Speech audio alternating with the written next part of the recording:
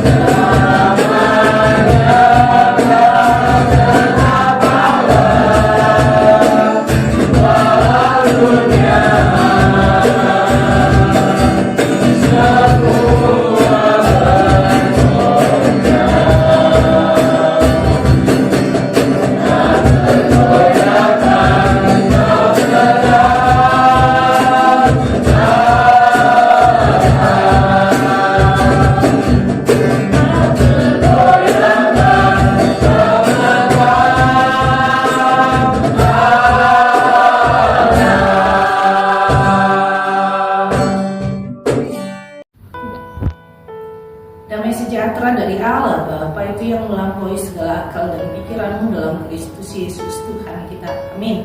Umat yang dikasihi dalam nama Yesus Kristus, firman Tuhan buat kita hari ini tertulis dalam kitab Filipi pasal 2 ayat 5. Saya akan bacakan buat kita. Hendaklah kamu dalam hidupmu bersama menaruh pikiran dan perasaan yang terdapat juga dalam Kristus Yesus. Demikianlah firman Tuhan.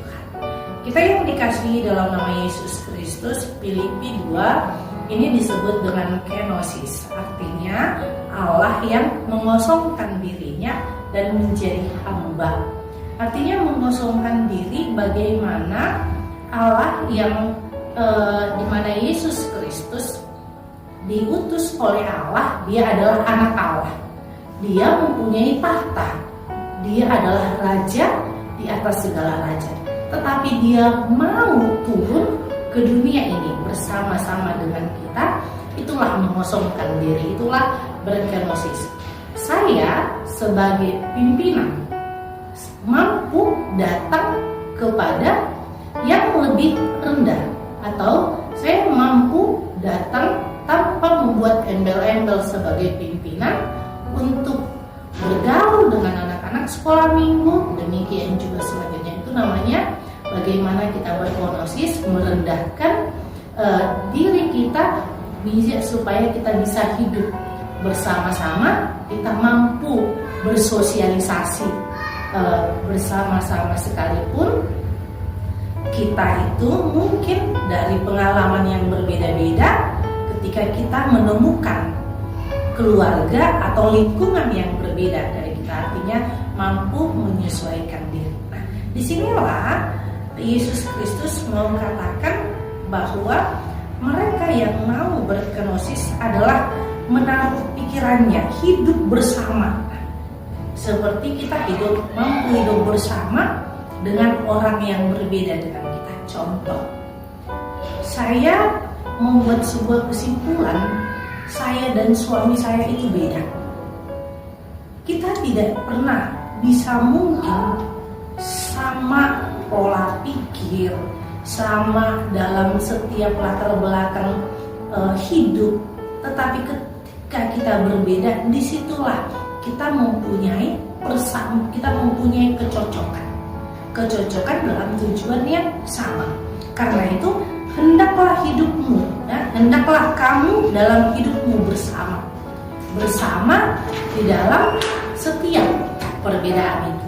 Karena itu ketika kita berkeluarga hidup bersama, di mana ada yang tidak cocok menjadi cocok, di mana ada yang sering cekcok menjadi cocok. Nah, disitulah ketika kita hidup bersama dikatakan menaruh pikiran dalam arti pemahaman yang berbeda tetapi tujuannya yang sama.